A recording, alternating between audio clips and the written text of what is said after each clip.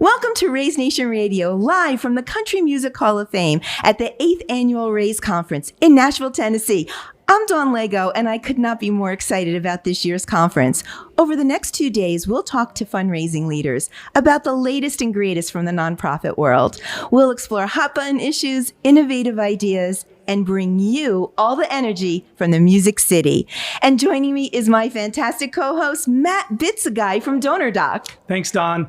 We are so excited to be here. We can't wait to share with you some innovative fundraising strategies, some inspiring stories. Buckle up, everyone, and get ready. We are about to raise the bar together. Welcome to Raise Nation Radio.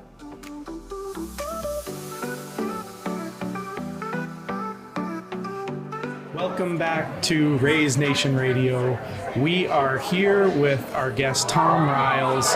Tom is an accomplished entertainer, a community builder, an advocate, a father, and we're super excited to have you and join us for this conversation. Absolutely. Thrilled to be here. Yeah, it's been a great week so far, so nice to be chatting with y'all. Yeah, perfect. Tom, could you just tell our listeners just a little bit about your background and I know you're an entertainer, so I think people would be very interested in that, but tell us a little bit about yourself and kind of what you're doing now.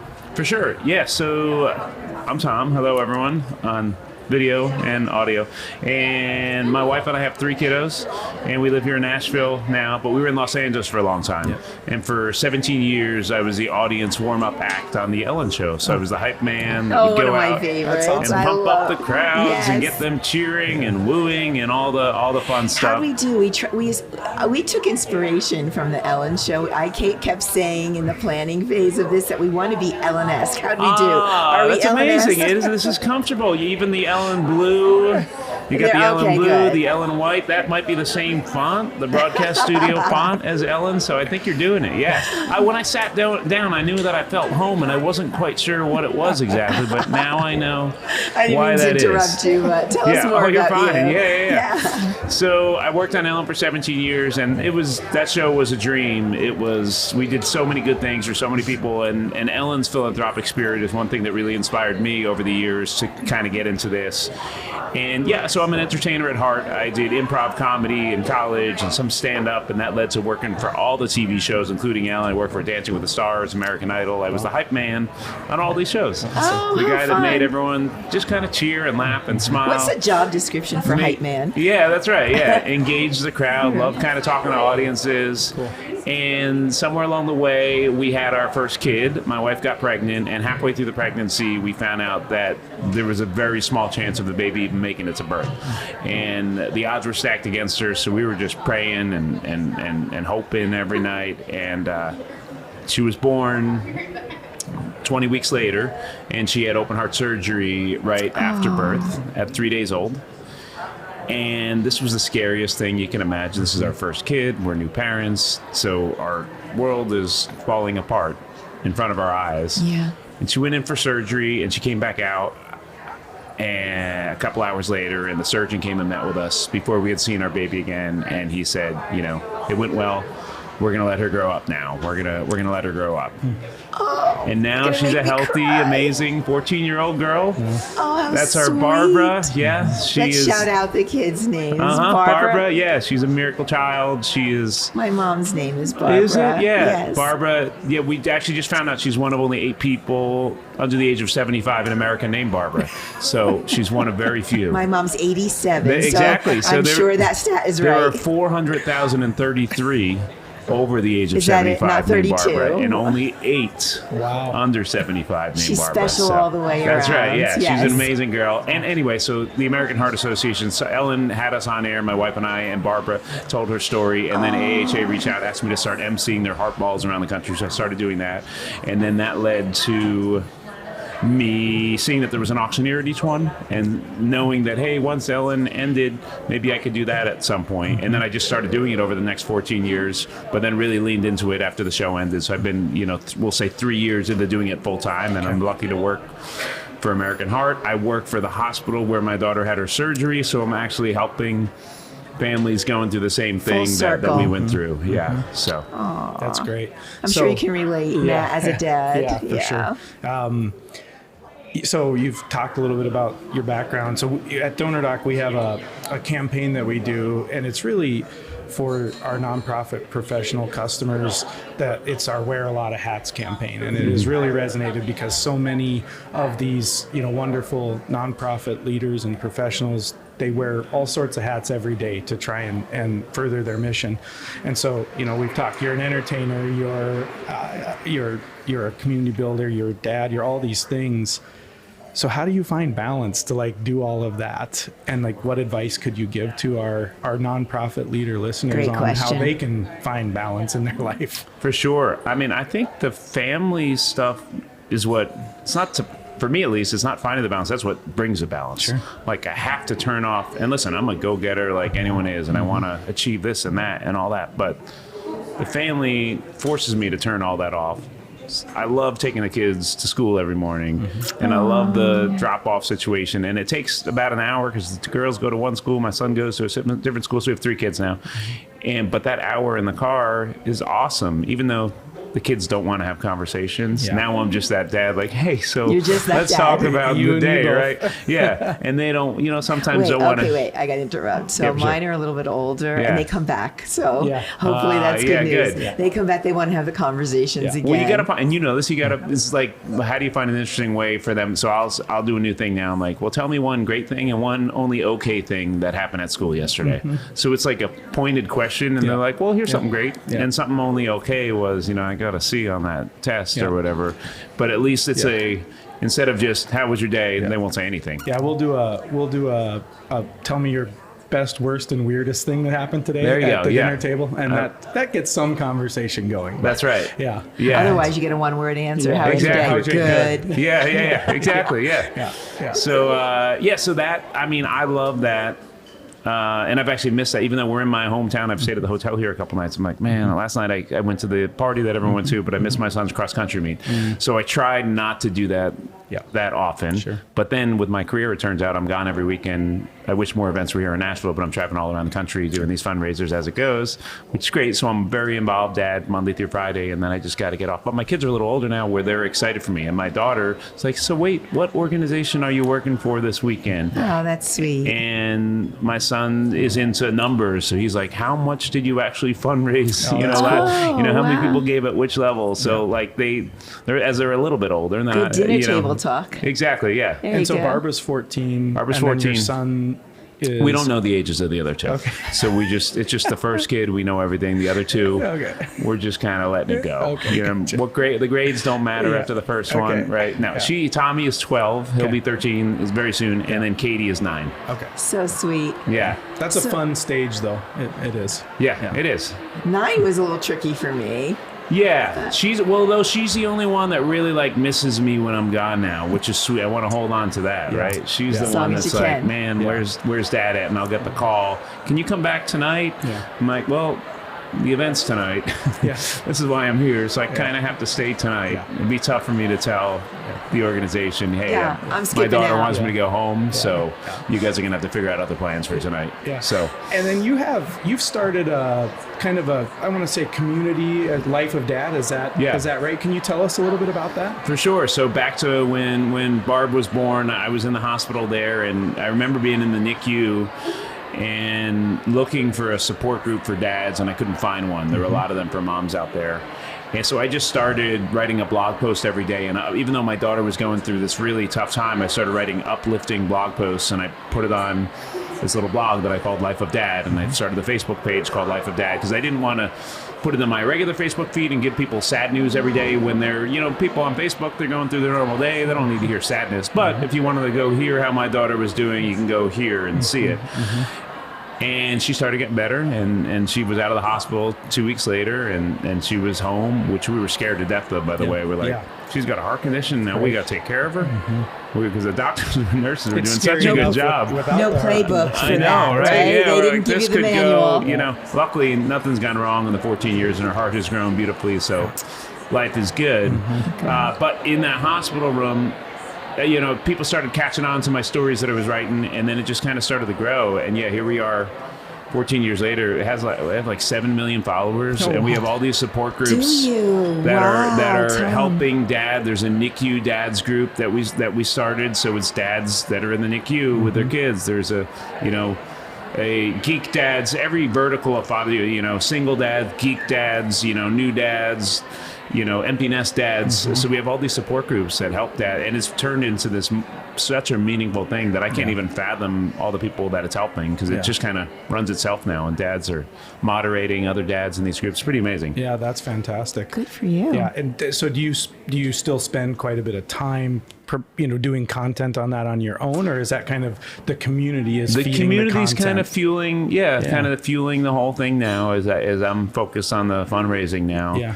But I'm able to kind of share a story. It all ties together for me. I'm able to share community stories about life of dad when I'm doing fundraising. Obviously, I talk about my daughter when I'm doing fundraising for like hospitals or heart organizations. So it all kind of ties together for me. No, that's fantastic. So let's switch gears a little bit. Yeah. How has it been for you to be on the Raise stage and addressing really like-minded professionals that are in the audience, because they're just as passionate and they've had a mission or a calling. They're trying to build a community, and you've done it. So you're a mentor. You're an example. How has it been for you to be on the stage addressing so many that are trying to do the same thing? It's been amazing. I've heard just last night. I think I saw you all at the party, the Fearless party. Everyone was sharing all these stories with me. It was so loud I didn't hear any of them. So, not at the party, but everywhere else. Yeah, everyone's sharing their stories, and it's just so beautiful. It's so inspiring what everyone has their why. Everyone has their passion, like I do for what I do. They have it for what they do. So you have put together this group of fearless fundraisers. So it's amazing to be in a room with so many people. Listen, they're the people that work so hard each and every day, and the people that work at their organization don't even realize how hard they work, and their donors don't realize how hard they work. But the people that you have here at this conference, they're the hardest working people in the world. They're the heart behind their organizations that are pushing. And our communities. I know, that are pushing to do such incredible things. So it's such an honor to be on stage in front of them and chatting with them all throughout the week. Community is really important in the nonprofit sector, and you've built that community. 7 million, that's no small community. Yeah.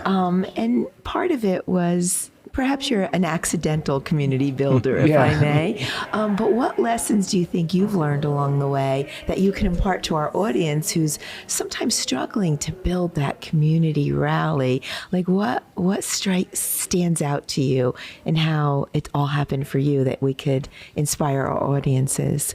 For sure. Yeah. I mean, I think and it goes back to, and I spoke on this yesterday, and I've heard many similar messages throughout the last couple of days, but it goes back to your story. It's your why. How are you putting that front and center, not just at your gala, but each and every day in the content that you're putting out on social media? Your why, leading with that. Why do you do what you do? And just putting that everywhere. So like with my Life of Dad community, the mission is to celebrate and support dads. So whenever I do a video or whenever I do a live broadcast, I'm usually saying that mission. Hey, I'm Tom, I'm the founder of Life of Dad, and here's what we do. We celebrate and support dads every day. And I might even share that story probably way too many times. And this whole thing kicked off when I was in a hospital room with my daughter.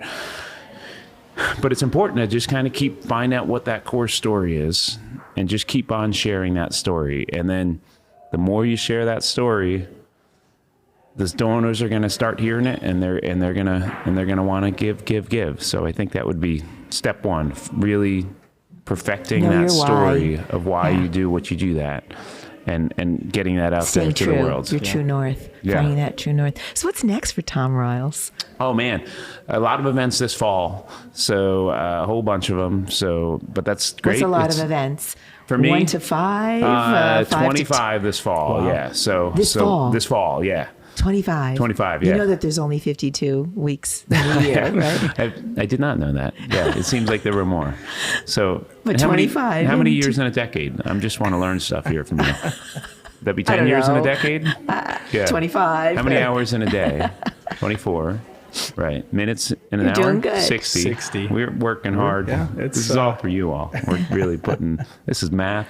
This is community. Math's tough. This is time. That's what we cover Data. here. Hey, Data. Yeah, that's Matt right. knows data. Yeah. He loves data. With all those numbers, I forgot your question. We were talking about what's next for Tom Oh, Riles. all right, 25 right. events 25 in this fall. events this Right, fall. 25. We'll yeah, keep yeah. it on track for you. Yeah, no thank problem. you. Yeah. A whole bunch of events, and then but yeah, and that's amazing. But it is back to I'm also looking forward to my son's cross country meet next Monday because I balance. missed the one last Monday, yesterday. So I'll see the one next Monday. Yeah. So the balance and all that. My daughter she loves drama. She just started at a new school. She's thriving there. She's going through a couple of tricky things at the previous school, but now she's at a new school and she's truly thriving there. And to see her with new friends at that school and doing what she loves to do. So she's into theater, and I tell her all the time she's got to be. She would be a great auctioneer as well. I was just if she gonna could ask tell you, her are you story. grooming any of them to yes, I want her to be. Yeah, There you yeah. go. So she's got a great stage presence. So she's great on stage. So if gotta be she in your wants to, blood. I think this would be a great path. And here's the funniest thing: there's another Tom here at this conference, Tom Stebbins, another great auctioneer. I mean, I don't know if you chatted with him, but him and I hung out all night last night because he's another Tom. And he has a daughter that had a heart defect, and he does fundraising for the American Heart Association and you're other kidding. organizations Wow. as well. And we just connected over so many things I last night, imagine. of course, right? Yeah. And his daughter, she's the youngest licensed auctioneer or something along those lines, but she's only 17. Wow. And she's, she went to an auctioneer course and all that. So it's pretty amazing. Yeah. So I kind of have, I want the same path for my daughter. That's great. So Yeah. much fun Exciting. talking If she wants to you. do that, you support your So- kids with Yeah. whatever they want to do. Yeah. This has been so much fun. I know we came to your city, and Yeah. it's been fun. We love Nashville, and to Nashville, thank you for hosting us because it is just an amazing city. I could come here year after year, but we do have to move Rays around a little bit. So I have to ask you, put you on the spot. If we go to another city next year, are you going to come to us next year? Yeah, oh, for sure. I would love to. good. Yeah, yeah, That's yeah. As long great. as can you sign that these chairs will be there? Because Well, are this they feels like Ellen-esque home. enough? They're Are they- Ellen-esque. Like, I just Yes. want it to feel exactly like, so I'll need you to send me like the dimensions of the setup. And if it I feels like will. home, We'll I'll get go. your approval If it after- doesn't feel like home, I can't go. After Carrie and Sarah approve it, I'll send it to you for the That's perfect. final approval. Yeah, I need it just like the pens have to be the same because this has been a really special. We've been in here. How long are we talking about? 3 hours? Yeah, at least 3. So it feels like these 3 hours have flown by. Yeah. So Well, so you've I made want it it to easy be for us. And look at us just gently rocking back and forth. The listeners can't hear that, but we're just gently rocking we're in our just chairs, just living our gliding. best I would life call this here. gliding. We're Yeah. just gliding in these Gliding. chairs. You stopped. Now you got self-conscious. Once I Sorry, said I'm it, you gliding. stopped. I'm back to gliding. I stopped. Now you're back to gliding. All right, Are let's you get still back in touch to gliding. with Ellen, by the way? Yeah, so this summer I went on tour with her. So I was able to open for her. It was her final stand-up tour ever, and she asked me to come with her. So I went with Final? her to. Does it really need to? Do you Went have with to her put that to. word Look, final? you're just scratching your chair now. You Well, are no. scratching your. We are massaging our chairs. You tell me final and and gliding Ellen, that right makes now. me Yeah. sad. We're gliding and massaging our chairs. Yeah, so I traveled around the country with her. I hope everyone's watching this video as we just kind of scratch up and down the chairs. We glide. Scratching Yeah. too now, I guess. And we went all around the country and we did amazing venues and we did our final special. We did the Ryman here in Nashville, but then we that's went to awesome. Minneapolis and did our final special there at the Orpheum Theater, and it was incredible. So it was a perfect exclamation point to that career, which I did for so long. But it's 2 years since the show ended, but to be able to go with her again and do these amazing venues around the country was next time you beautiful. see her, please tell her that Matt Bitsagai and Don Lego, I'm sure she'll know. Yeah. Say hello. She Just- she was asking a lot of it. She kept bringing up Matt and Don, and I didn't. Who it are wasn't these kind of, people? She knows, but- you got to watch the special. It comes out September 23rd. It's September It's 23rd? called Matt and Don. And no one knew when she announced it. Nobody knew what that. Nobody Right. knows, but now we know. So Big please, listener. Yeah. please tell her. I'm sure she'll be excited about that. That's right. She does the whole comedy special in a chair like this. It's great. She's scratching the chair. She's just talking. It's beautiful. It's unlike anything ever done Yeah. before. Oh my gosh. You are just amazing. Thank you so much for being with us, for being on the stage and just imparting your story with all of us. It's inspiring. And I think that's what Raise is all about, being a fearless fundraiser. You need to be inspired because it's a tough role. It's a tough job. So thank you. Are you kidding me? No, it's my pleasure. Yeah, thank you all for being here. Yeah, sorry about all the chair comments. I got weird at times, but we had good It's all times, good. I It was think. fun. Yeah. Yeah. It's going to be a great playback. All right. Well, enjoy the rest of the conference. All Thank right. you again. Yeah, thanks all the fearless fundraisers listening. Y'all are amazing. So keep on doing what you're doing.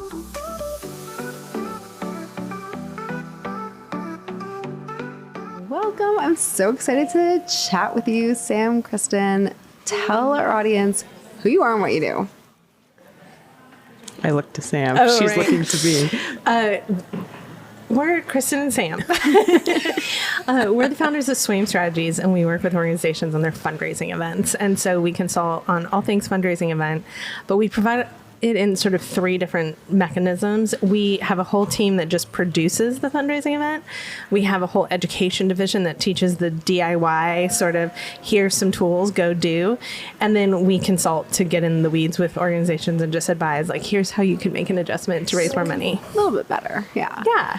I love that. You want to add anything? That was succinct.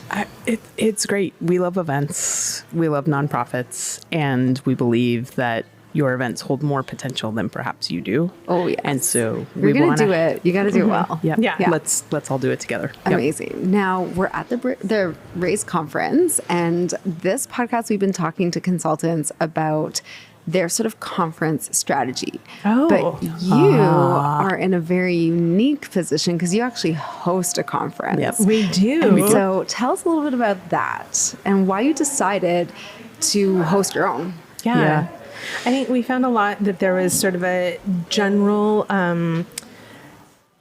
all things fundraising world out there that folks were providing a lot of resource in the fundraising world. Folks were providing a lot of resource in executive leadership and communications, but we never found that the event person on the staff was getting resourced. Yes. And so I think, Raise is the exception. Raise is one of the only other conferences out there. And I think what Raise is providing is a lot of like inspiration and experts in the room that can speak to all the different assets of connecting your event to your fundraising. And what we try to do is uniquely take your event to fundraising school. Yep. It's like 101, like bring us your event and let's do the like once over and give it a little facelift and kind of make it over. I love it. Yeah, I think the other piece that we really wanted to do is I think conferences can become obstacles for people in small shops because they have a personal development budget or not. They have an education budget or not. And so we've been really committed to hybrid as an event format for our conference so that folks can come and get the experience and be in person. But also if that doesn't work for you, you can be where you are and still have access and create community. I love that. And I want to talk a little bit, like whether you're hosting a conference or doing something else in your business, like a lot of us try and put our values first. And I think you've done a really good job with that at your event, where a lot of events in our sector don't do a great job of that. So can you tell me a little bit about ways that you've used this and put your like balanced your sort of like quote unquote, I don't even want to say balance because I don't think they're in opposition. No. But how you've infused your values and your business principles into creating a conference that aligns all of those things.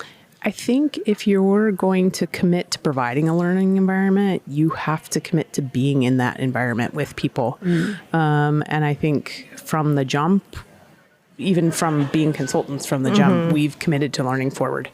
Not all events work. Not all fundraising strategies at events work, but we can take that and continue to learn forward. So I think you have to be able to take feedback and detach from your perspective and emotion and reaction to that feedback and say, okay, what's really being asked or what light is being shown here and what's the opportunity? And I think we've continued to think about venue choices based around that. We've continued to think about who's on stage around that. And I think the best question that a lot of conferences and spaces can ask is whose voice isn't in the room. Who doesn't have access to the learning opportunity, but who doesn't have access to the teaching opportunity. And so continuing to learn forward, I think, is the biggest piece for us on that. Tactically, we also secure sponsors that are corporate partners that are funding access to the event. So we have for organizations that are serving communities of color or BIPOC-led organizations, we have a scholarship that you don't have to apply for. You just click and you are in, but it's sponsored by and funded by corporate partners. Because oftentimes I think that culturally specific content and culturally specific audiences are not always in the forefront of the event and the conference strategy. So for us, it's creating something that speaks to our values, but also we're not shy about who we are. We get on the stage, we're a married couple, we work together, we live together. We're not shy about the fact that we've been doing this work together collectively and that we're also partners. And so we try to really live our values. Otherwise, it's hard to authentically connect to people. Yeah, for sure. I want to know all about your event, but a little bit later, because I want to talk about your strategy when it comes to other people's conferences too. Okay, actually take that back. Great. I want to know how you leverage your conference to drive your business or like to as a business development tool. Because I do think people, whether they do in person, a lot of people are doing virtual conferences or summits as a business development tool. So can you take us a little bit behind the scenes around like, what's the financial model behind it? I could actually answer both of your questions with one answer. Because amazing. To me, the answer is really simple, is that we all rise when we're working together. Like the nonprofit sector is the 5th largest sector in the United States and is a little bit shy of that in Canada, but it is an incredibly large sector, and there is enough work business need to go around. Just say that again, because it's so important. There's enough. And I actually find that those who are really competitive and they're like, this is my expertise and I'm owning it and branding it and I'm not sharing it with anyone, are not as successful as those who say, let's all build a big tent and stand under the same tent. And I think that is our strategy, both going into our conference, but also other conferences, is how are we collaborating? How are we working together? How are we lifting each other up? How are we shouting out partners that are there? As if you need a tool, here's a tool, let me connect you. And in our particular model, we have, sponsorship revenue that's attached to the event. We also have ticket revenue that's attached to the event. And then we have a virtual ticket that's attached to the event. And in all of those, we are really intentionally designing a place where they're getting visibility, they're getting recognition, they're getting seen, they're getting presence, so that everyone can be a collective asset and all rise together. And it serves the nonprofits better, it serves us better if we're all collaborating in that space. So I think our strategy always is like, great, how do we share resources? How do we collaborate on this? And I think a less sort of direct piece of that around business development is, especially in an education setting, is what does that look like for our team to have opportunities to step into greatness and leadership and connection and to move into education, and what that can look like in presenting those opportunities that I think really continues to expand the base of what we're all working on together and how that looks. Yeah. Do you sell any of your services out of the conference? Do you have calls to action? Is it a standalone? Is it profitable, and does it drive other areas of your business? Yes and yes. Okay. So we've got Prince in the background, and I love it so much. I don't know if anybody listening. I don't know if anybody listening can hear that, but it's moving me through. So our conference we've created as its own education brand, so it can kind of stand on its own. It can be accessed as its own thing. People may or may not know the affiliation of our core business, Swaim Strategies, with that. Swaim Strategies is the presenting sponsor, not unlike here at the Raise conference being presented by OneCause. But people can access pieces, but in a lot of ways, often the folks that come to the conference that's what they know, right? Yeah. Like we have clients who come to the conference who know us in both ways, but it's a different avenue to bring a different group of people in to have conversations with them. And there is, there could be a book sale or there could be a this, but often it's just, we have found that our best marketing is to share the knowledge we have about fundraising events. Yeah. And so that as a platform automatically does that for us in that way that it isn't this constant, like, please buy, come see, we can, da, da, da, da, da. It's like, no, we're showing you what we know. Yeah. Well, that Jess resonates. And I, we often have we often talk, the two of us, about like creating your own audience versus leveraging other people's audiences. Yeah. And you've created your own space to be the experts to share in a meaningful way. And I love that. Yeah. I would say two biggest recommendations for anyone consulting: the deeper your niche, the more you can be charging. Yes. And that is the more of an expert you are in your specific thing. We do fundraising events. We don't do weddings. We don't do capital campaigns. We do fundraising events, and we're an expert in that space. Yeah. But also the element of easy access in that in anyone who attends our conference, anyone who attends a session we teach at a conference can easily click a link and book a session with us. So easy access is, as soon as you put a barrier up, people go, I don't have time to figure this out. Yeah. Make it simple. Yeah. All right. We've got to wrap up. But before we do, I would love to hear from you a confession. So who wants to go first? Oh gosh. I can go first. Okay, That's go helpful. first. So I think my confession is that, and this is not news, but I think it's helpful to keep saying to people, I didn't start this business because I wanted to run a business, right? I started this business because we have this unique value proposition that seems to help other people. Yeah. So I think my confession is I sit at this table not knowing everything there is to know about running a business. And some days I probably don't do it well. All of us, yeah. And you have to give yourself permission to do that. Do your work well. There are resources to figure out the business side of things. I love that. All right, Sam, final thought. I would actually add to that an accent that I'm really good at fundraising strategy and fundraising events, but I am not always clear on how to manage, how to run a business, how to market a business, and I lean on experts to do that. Yeah, I love that. Thank you both so much for joining us. It was so fun to meet you. Thanks for having us. Yeah, We're super excited to be here. Amazing.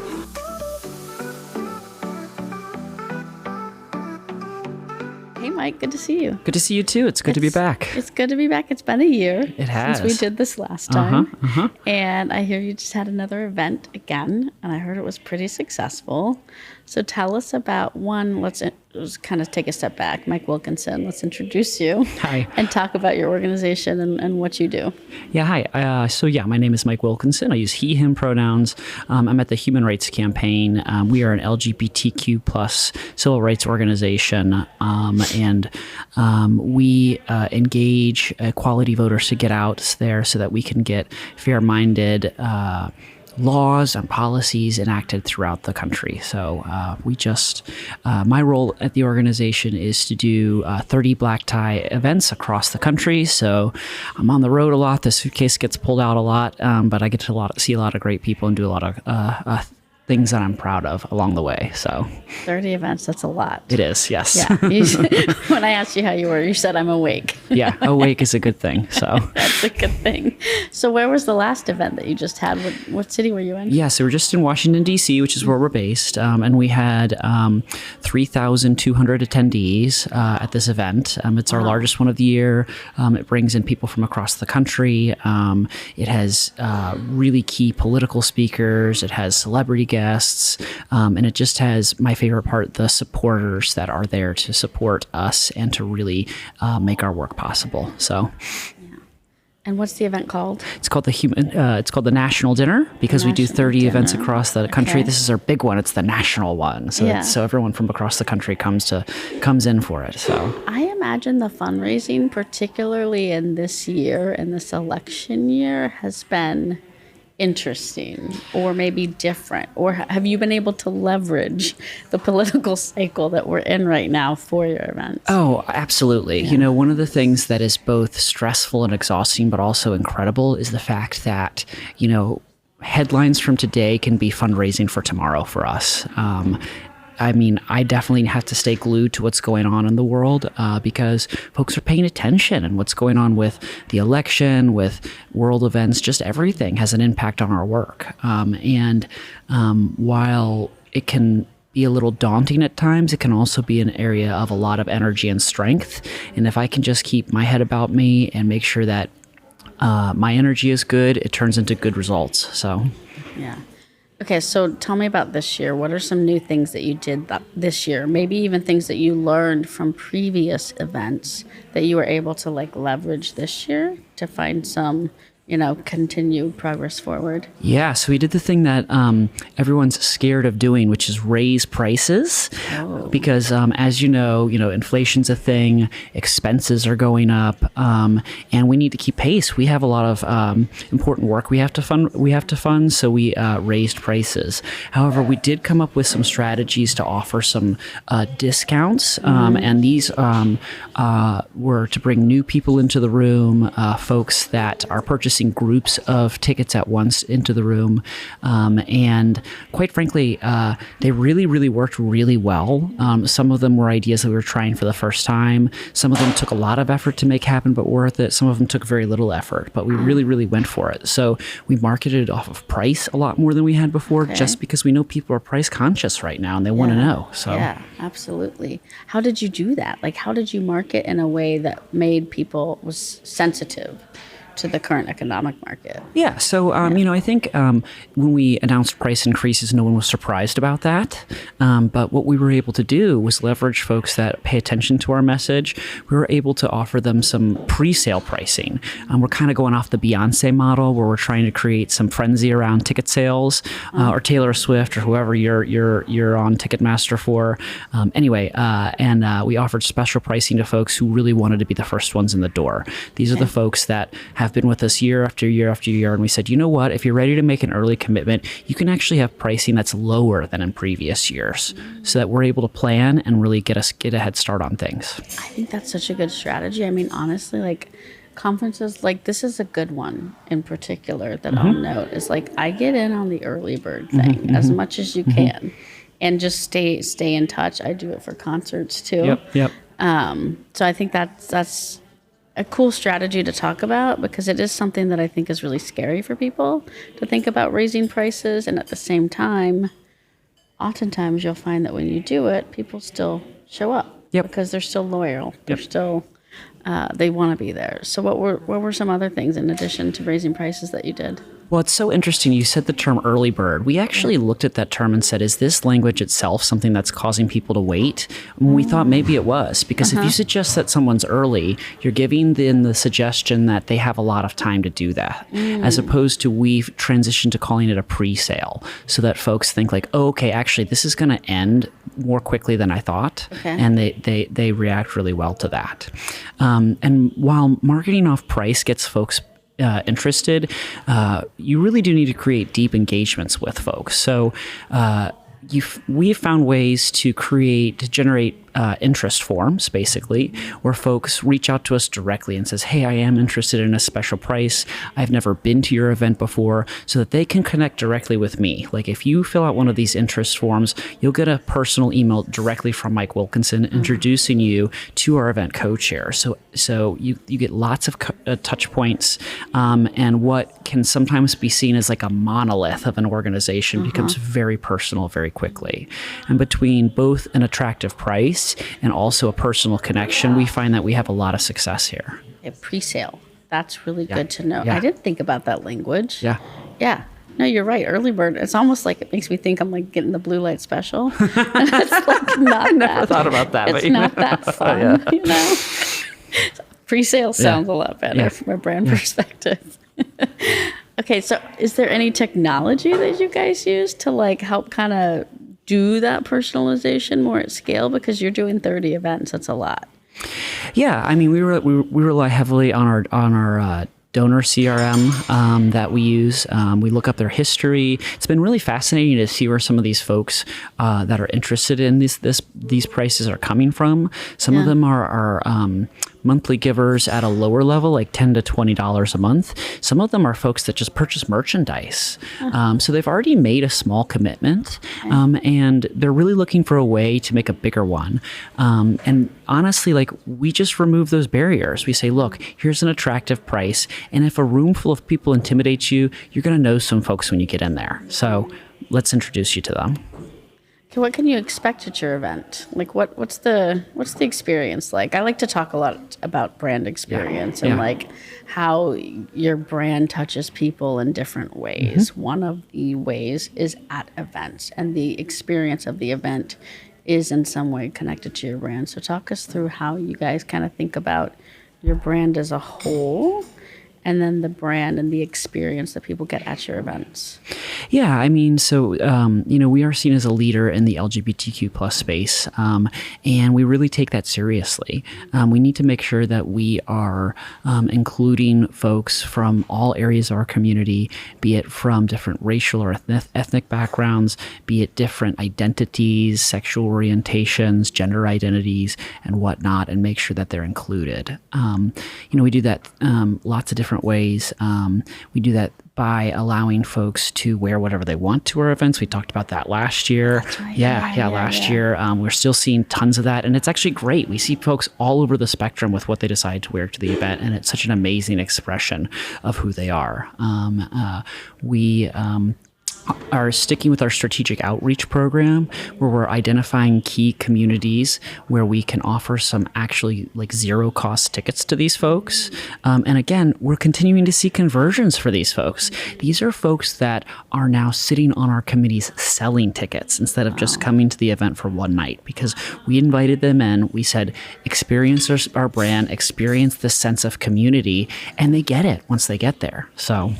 Yeah, that's awesome. And how many years have you been doing this event in particular? The national dinner, we've been doing it, I think it's 27 years. So, Okay. And our various events around the country, we've been doing somewhere between 10 to 30 years. There's a really long history with them. That is. You and your role within the organization, what are some things, and since you've been working on this event, what are some things that you've learned from year one versus this event you just had? Any like big takeaways? I wish I had known. Yeah. I mean, there's always the old adage, wear comfortable shoes. But besides that, That's a good one. Just be ready for challenges to come up that you don't expect, whether it's in the process along the way or on site at the event itself. Those are things that, while unexpected, can be leveraged into things that can be huge successes. Also pay attention to the fact that, leadership is incredibly important. So I always say that my job is, if I were to describe it as a big pie, like 70% of the pie would be volunteer and leadership management, 20% event execution, and 10% administrative. So really focus on the people who are doing the work, and making sure they have what they need and they're happy, and then you'll see the results. Have you done anything internally to make sure that the leadership and the event, let's just say the event boots on the ground people, are really connected with the same vision or communication? Because that's one of the things I find, and we talk so much about silos within organizations and how to break down the silos, and anything that you found to work well internally for like bridging any gaps there are between leadership's vision and then the people actually doing a little bit more of the work on the ground every single day. Yeah, we have execution. We have a strategy now where we look at our entire year at the organization, and we look at peak moments. They're called peak moments, where we know that we're putting a lot of organizational resources into something that we're trying to accomplish. Sometimes the peak moments happen to be the events that I'm working on, which is really awesome. So the National Dinner we just focused on is a huge peak moment. Election night for us, that's a peak moment. And we make sure that we are working with other parts of the organization so that we can achieve our goals as effectively as possible. I think one area recently where we were able to do this is, we needed to bolster some corporate fundraising on the West Coast. So I worked with our director of our workplace equality program to create contacts that are already involved in our corporate equality index, which rates companies based on how pro-equality they are. And we're able to say, okay, this is the work you're already invested in. This is what's going on in your community. Here's a peak moment coming up that you might want to be involved in. Okay, you've used a few pieces of terminology. I like pre-sale. Okay, use that. Yep. Peak moment. Peak moment, yep. I like that because it's, we're often looking for ways to stay relevant in our marketing communications, stay relevant with what's going on in the world and how does your mission relate to that. So look for peak moments. That's a good one. Anything else you've got that you would say, like you would impart on other fundraisers who are doing events? It could be people who have been doing them for a while, or maybe people who are brand new trying to figure out this world. Don't be discouraged and be tenacious. Like, it's easy to get burnt out in event fundraising, but when you really look at what's happening with your events, you can make some changes. Like, for example, before pre-COVID, one of the things we know, everyone says it, this is not a new thing, is everyone says that our events are too long. And I remember our goal was to get them to end by 10 p.m. every single night. Yeah. When we came back from COVID, we found that people were literally getting up in the middle of our programs and walking out of the room. And we're like, why is this? And we did some research, and it was Open Table or someone like that said the most difficult restaurant reservation to get in New York was like 6:15 p.m. or something like that. Talk about early bird special, right? It's that's like when I go eat. Okay, isn't that crazy? It is. So we're like, well, if that's when people are going to be social, why are we trying to change that? So we made took an ambitious goal of ending by 9 p.m. Okay. And we're hitting that goal, and folks are thankful for that. They like that we're able to actually provide them with an experience that works, and also like giving them an opportunity to mingle after the event. And we're also giving them an opportunity to get there a little earlier before the event. We're on Saturdays, so folks, they're willing to come at like a 5 o'clock instead of a 5:30 or 6 p.m. to start. So really paying attention to those behaviors. And just because it's something that we've done in the past doesn't mean that we have to keep doing it that way every single time. Thank you for saying that. Yes, I agree. I think it's important for people to be able to think outside of this is the way we've always done it into, well, the world changes and the world evolves, and, listening to our audience and those peak moments and those peak times that might work better. That's a great example of looking at the data to really sort of understand people's preferences. Okay, my last question for you is, who's your favorite celebrity that you met at the event this year? My favorite celebrity that we've met this year. And what was the meeting like? Oh, gosh. They're all just wonderful. Like, they volunteer their time. But, gosh, my favorite celebrity so far... I really liked, it was a little while ago, I loved Golda Roshevelle, who plays the Queen in Bridgerton. She's just lovely, and she has such a dynamic portfolio of work and a great story that I loved meeting her and working with her. So, awesome. Yeah. Well, keep doing what you're doing, and thank you for being here and joining us. Is there anything you want to tell people, like as we're signing off, on how to go find your events, how to get involved? Anything, and how to check us find out. You guys. Check us out on hrc.org/events. You'll see a lot of stuff that we have to offer, and hopefully I'll get to see some of y'all out in a city that you're nearby in the upcoming near future. So awesome, cool. Thanks so much, Mike. Always good to see you. You too, Taylor. Yeah, this is like our annual reunion, I guess. It is, isn't it? I love it. I'll be back next year. Yeah, I'll see you here on the stage.